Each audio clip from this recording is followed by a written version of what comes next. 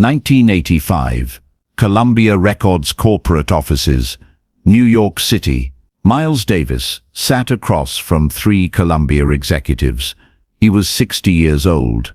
He'd been with Columbia Records for 30 years, 3 decades of making some of the most important music in American history. Kind of Blue, Sketches of Spain, Bitches Brew, albums that changed not just jazz but all of music. And now his contract was up. The executives were nervous. They knew Miles could leave, and they couldn't afford to lose him. Miles, the senior executive said, sliding a folder across the table. "We want to make you an offer." Miles opened the folder. Inside was a contract. The number at the top made even Miles pause. $10 million. Not for an album, not for a tour, as an advance. Up front, the biggest advance in jazz history. Maybe the biggest advance in music history. Miles looked up. "What's the catch?" The executive smiled. "No catch. We just want to keep working with you. We value what you bring to Columbia. For $10 million, there's always a catch." "Okay," the executive admitted. "The contract is exclusive, lifetime. You stay with us. We take care of you forever." Miles closed the folder. "Forever? Think of it as security, Miles. You're 60 years old, $10 million. Never have to worry about money again. Record what you want. We give you complete creative freedom. You just can't record for anyone else. Lifetime exclusive." "That's right." Miles stood up. "I'll think about it." The executives watched him leave. They thought they had him. $10 million. Who walks away from $10 million? Miles Davis would. The story of why Miles refused that money starts 30 years earlier, in 1955, when he first signed with Columbia. Back then, Miles was already established, but not yet the legend he would become. Columbia signed him, and over the next 3 decades he made them millions. But it wasn't always smooth. Columbia didn't understand Miles. They wanted him to repeat his successes. When Kind of Blue sold millions, they wanted Kind of Blue too. When Bitches Brew went gold, they wanted more of the same. Miles always refused. "I don't repeat myself," he'd say. "I already made that album. Why would I make it again?" So every album became a fight. Miles pushing forward, Columbia wanting him to look back. They'd argue over album covers. Miles would design artwork.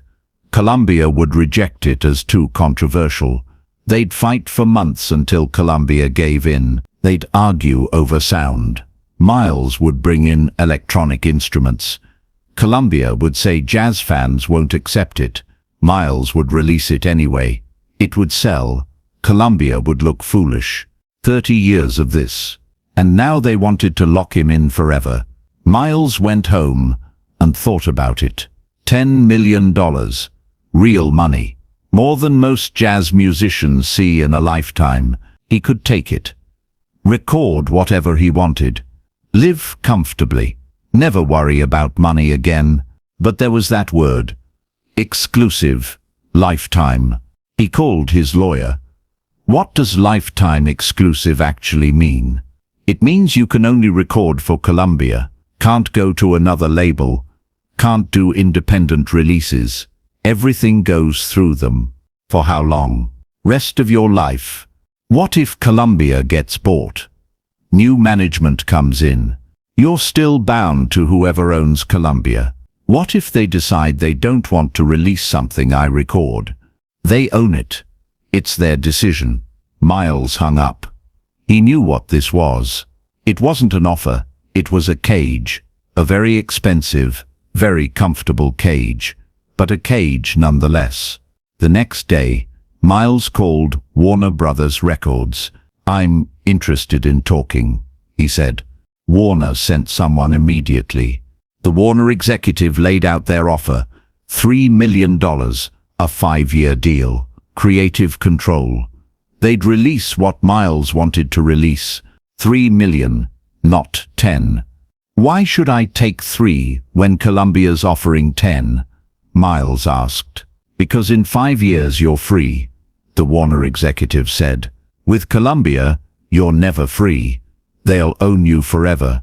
With us, you control your music, your career, your legacy. Miles thought about that word, free.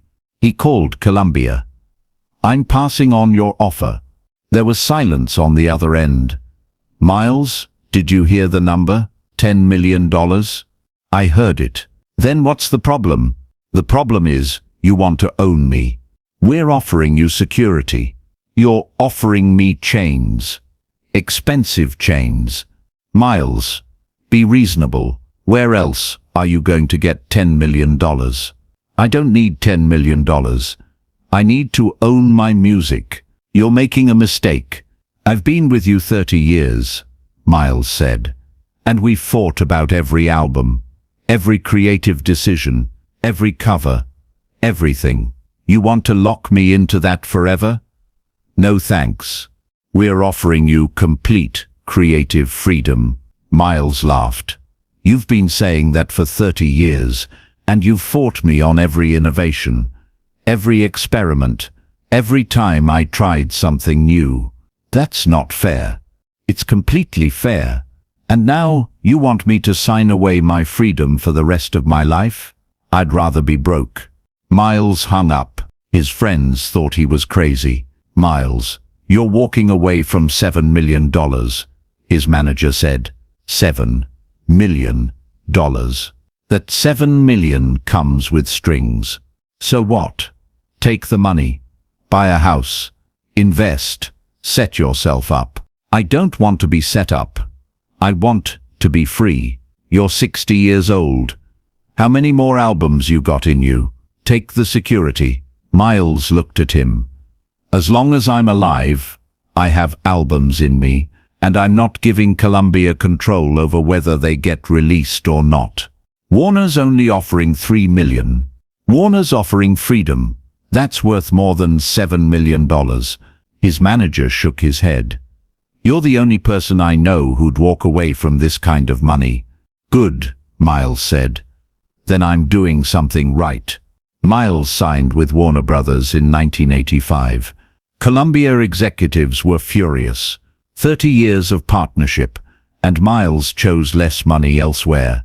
They called it betrayal, ingratitude, after everything Columbia had done for him, but people close to the situation knew better. Columbia made millions off Miles, Herbie Hancock said. Millions. And now they're upset because he chose freedom over their money. Miles doesn't owe them anything. Miles' years with Warner were different. Warner gave him complete creative control. When Miles wanted to experiment with programming and synthesizers, Warner said yes. When Miles wanted to do a movie soundtrack, Warner supported it. When Miles wanted to collaborate with hip-hop artists, Warner facilitated it. Columbia would have fought him on all of it. Miles recorded some of his most adventurous music with Warner. Tutu Amandla, Doo-Bop. Albums that showed Miles was still innovating into his 60s. And he did it as a free artist. Not owned, not controlled. In interviews, reporters would ask about the Columbia offer. You turned down $10 million. I turned down being owned. But it was $10 million. So what? Money you can't spend freely isn't yours. It's theirs, they're just letting you hold it. Do you regret it? Miles would laugh. The only thing I regret is not leaving Columbia sooner. But you left $7 million on the table. I left chains on the table. Chains that happened to be worth $7 million, but chains nonetheless. One reporter pushed further. Most people would take that deal. Security, money, comfort. And not most people, Miles said.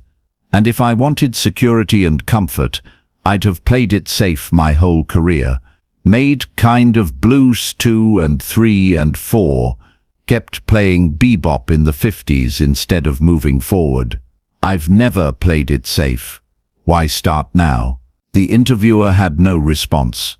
But the question people really wanted answered was it worth it? Was freedom worth $7 million? Miles answered that question, not with words, but with music. From 1985 to 1991, his final 6 years, Miles recorded some of the most creative music of his late career. He collaborated with Prince, with Marcus Miller, with hip-hop artists, with electronic musicians. He pushed boundaries, experimented, explored, all things Columbia would have questioned, second-guessed, or outright rejected. Those last 6 years, Marcus Miller said, Miles was free in a way he hadn't been since the 50s. He could record what he wanted, when he wanted, with who he wanted. That freedom showed in the music. September 28, 1991. 6 years after walking away from $10 million. In those 6 years he'd earned less money than Columbia offered. That's just math, but he'd controlled every note he recorded, every collaboration, every creative decision. No fights about album covers, no arguments about sound, no battles over who to work with, just music, on his terms. At Miles's funeral, Quincy Jones addressed the Columbia decision. People said Miles was crazy for turning down that money, but Miles understood something most people don't. You can't put a price on freedom. Columbia wanted to buy his future. Miles refused to sell it. After Miles died, Columbia released a statement. Miles Davis was one of the most important artists in our label's history. We're grateful for the 30 years we worked together. No mention of the $10 million offer. No mention of their failed attempt to lock him down forever. But people in the industry knew, and the story spread. Young artists heard it. Miles Davis turned down $10 million because he valued freedom more than money. It became a lesson, a reminder. Your art is worth more than any contract that tries to own you. Some artists started demanding shorter contracts, more creative control. Escape clauses. I'm pulling a Miles Davis became industry code for choosing artistic freedom over financial security. Record labels hated it. Artists loved it, because Miles had proved it was possible. You can be successful and free. You don't have to choose between money and autonomy, and if forced to choose freedom. The money comes and goes, but once you give up control of your art, you might never get it back. Looking back, what would Miles have done with that extra $7 million? Buy more houses? More cars? Invest? Maybe. But Miles already had enough money. What he didn't have, what Columbia was trying to take away, was control. Control over his music, his legacy, his future.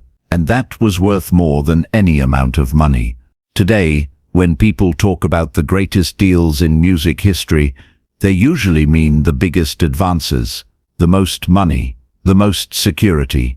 But maybe the greatest deal Miles Davis ever made was the one he didn't take. $10 million with strings attached. No thanks.